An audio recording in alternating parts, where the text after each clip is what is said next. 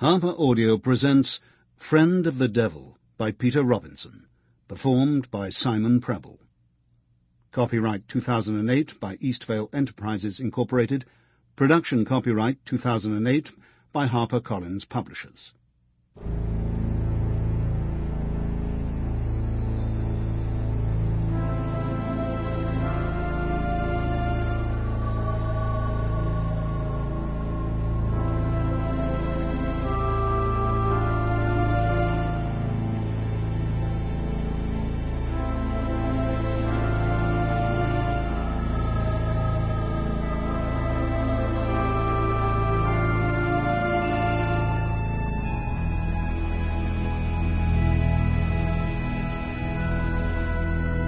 Chapter 1. She might have been staring out to sea, at the blurred line where the grey water meets the grey sky.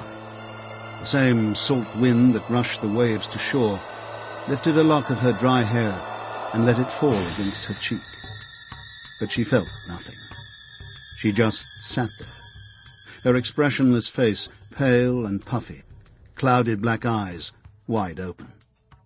A flock of seagulls quarrelled over a shoal of fish they had spotted close to shore. One of them swooped low and hovered over the still shape at the cliff edge, then squawked and headed back to join the fray. Far out to sea, a freighter bound for Norway formed a red smudge on the horizon.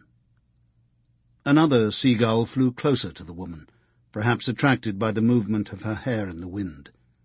A few moments later, the rest of the flock, tired of the squabble over fish, started to circle her. Finally, one settled on her shoulder in a grotesque parody of Long John Silver's parrot. Still she didn't move. Cocking its head, it looked around in all directions like a guilty schoolboy in case someone was watching. Then it plunged its beak into her ear. Sunday mornings were hardly sacrosanct to Detective Chief Inspector Alan Banks. After all, he didn't go to church, and he rarely awoke with such a bad hangover that it was painful to move or speak. In fact, the previous evening he'd watched The Black Dahlia on DVD and had drunk 2 glasses of Tesco's finest Chilean Cabernet with his reheated pizza fungi. But he did appreciate a lie-in and an hour or two's peace with the newspapers as much as the next man. For the afternoon, he planned to phone his mother and wish her a happy Mother's Day, then listen to some of the Shostakovich string quartets he'd recently purchased from iTunes, and carry on reading Tony Jutt's Post-War. He found that he read far less fiction these days. He felt a new hunger to understand, from a different perspective, the world in which he had grown up. Novels were all well and good for giving you a flavour of the times, but he needed facts and interpretations. The big picture. That Sunday, the 3rd in March, such luxury was not to be. It started, innocently enough, as such momentous sequences of events often do, at about 8:30, with a phone call from Detective Sergeant Kevin Templeton, who was on duty in the Western Area Major Crime Squad room that weekend. "Gov, it's me, D.S. Templeton." Banks felt a twinge of distaste. He didn't like Templeton, would be happy when his transfer finally came through. There were times when he tried to tell himself it was because Templeton was too much like him, but that wasn't the case. Templeton didn't only cut corners. He trampled on far too many people's feelings, and worse, he seemed to enjoy it. "What is it?" Banks grunted. "It had better be good."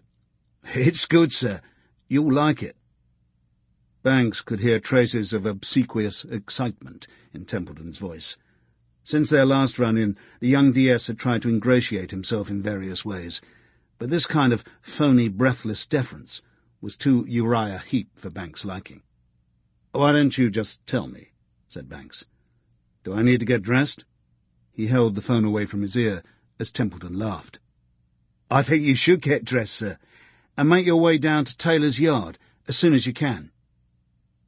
Taylor's Yard, Banks knew, was one of the narrow passages that led into the maze, which riddled the south side of the town centre behind Eastvale's Market Square.